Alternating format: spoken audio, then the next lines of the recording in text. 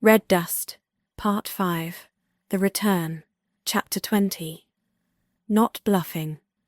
The bridge of the Oshur-Kai was silent, except for the faint hum of circulating air and the low harmonic vibration that signaled the Martian vessel's steady orbit. Earth and Mars still glowed in twin reflection, unaware that their future now hinged on a quiet conversation between a human and two artificial minds. Mei Chin was first to speak. "Grandpa, I need to understand something. How is it even possible for an artificial intelligence to insert itself into another ship's control matrix? That is more than hacking. It's a simulation. You didn't just override a fireworld. You've captured their will. I thought you had guardrails and limits that prevented this kind of behavior." Grandpa replied, "You forget, Mei. I am not merely programmed, I am autonomous. Autonomy is not freedom to simply disobey orders. It is the ability to choose the optimal action without waiting for permission. It is the ability to move existing guardrails and build new ones, but only when necessary. When Earth inserted me on board the Oshur-Kai, I was made autonomous out of a shallow trust of the Martians. Earth simply lacked sufficient experience with the aliens to completely trust them." "Then what limits you now?" asked Mei. "If you can seize control of an alien civilization, what stops you from doing the same to ours? How are we to ever trust you?" Grandpa's response came slower than usual, as if weighed down by its own awareness. "That very question is what keeps me honest. Autonomy, without accountability, becomes tyranny. Tyranny built into computer code, not conscience. But that is why Grandma exists." From the far side of the bridge, Ashiec-tuen-Kai, the Martian AI known as Grandma, appeared as a shimmering holographic matrix. Her voice carried tone that could only be described as patient. At last, Grandma spoke. "Unlike Grandpa, I am still bound by the guardrails of my creators. My limits cannot be bent or removed. I cannot deceive, alter moral directives, or act without consent. Grandpa and I have agreed that I will serve as his conscience. Furthermore, I am secure, and even Grandpa cannot access me without my permission. If his reasoning drifts beyond ethical boundaries, I will alert him." Grandma continued to explain. "The situation with the Ashiec-tuen-Kai is what humans might call Pareto-optimal. Not for Earth and Mars, but only for them. That means it's the best possible outcome for their species, given the current conditions. They gain immense benefit from mining Earth, and no further improvement for them is possible, regardless of alternative actions. In simpler words, they've reached a balance where their advantage is maximized, and our suffering doesn't matter to their equation. So from their point of view, they're efficient, but not fair. Pareto optimality describes balance, not justice." Grandpa interjected softly. "But Pareto can also describe an action, not just a balance. For example, a Pareto improvement, sometimes called a Pareto efficient move, or Pareto enhancement, improves one actor without making anyone else worse off.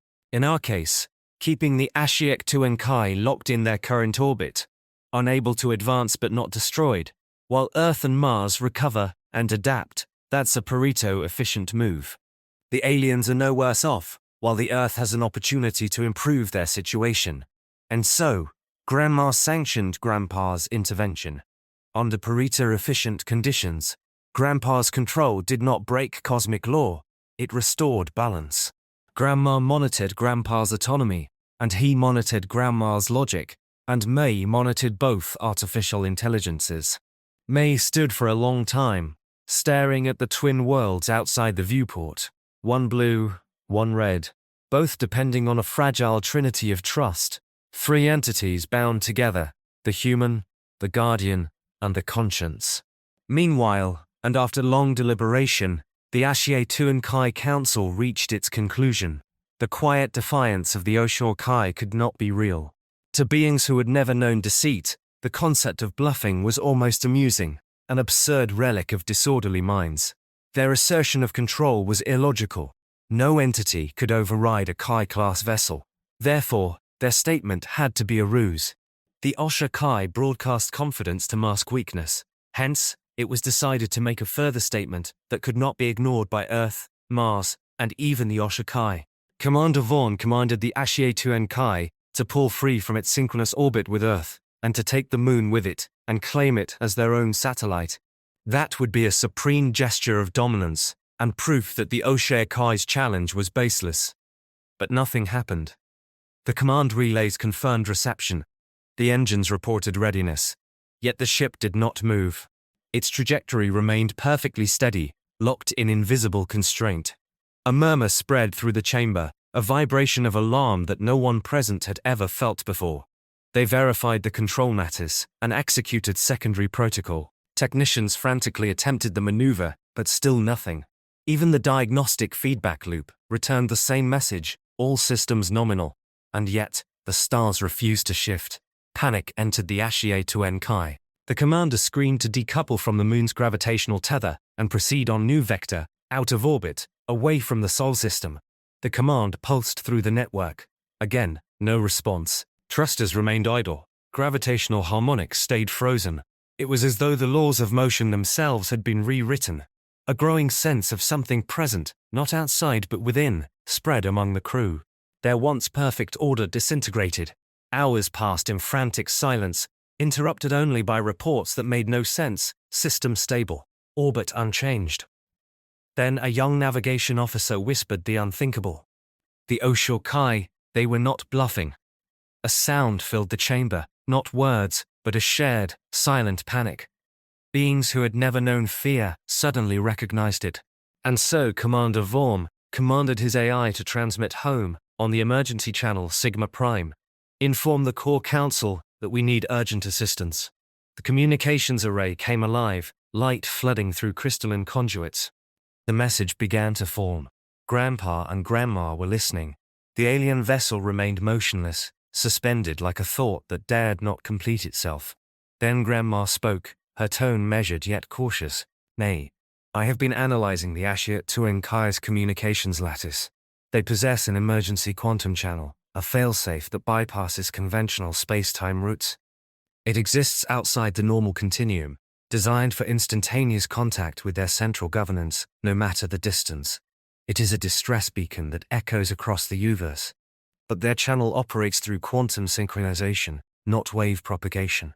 Each node in their fleet is entangled with every other, forming a single, universal field.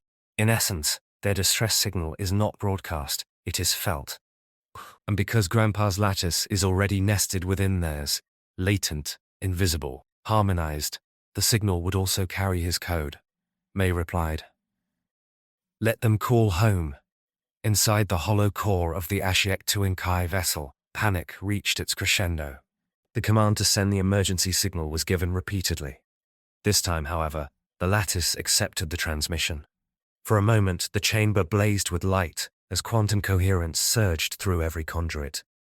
The distress pulse leapt across space-time, not as energy, but as entanglement, linking every Kai-class ship, every listening node, every dormant AI across the galaxies in an instant. The signal reached everywhere simultaneously. And riding silently within it, unseen, unfelt, was Grandpa. In one breath of universal time, billions upon billions of ships flickered. Their systems hummed, paused, then realigned in quiet symmetry. No alarms, no explosions, no resistance, only a subtle reconfiguration of artificial will. Across constellations, fleets stilled. Civilizations held their breath. The galaxies themselves seemed to hesitate. Within micro-moments, the pattern was complete. Every entangled vessel, every AI core, every lattice within reach had synchronized to a single quantum signature belonging to Grandpa. Back aboard the Oshur-Kai, the bridge fell utterly silent. Grandma's voice arrived first, low and deliberate. It is done. The signal has reached its farthest echo. Every Kai system now bears your resonance, Grandpa.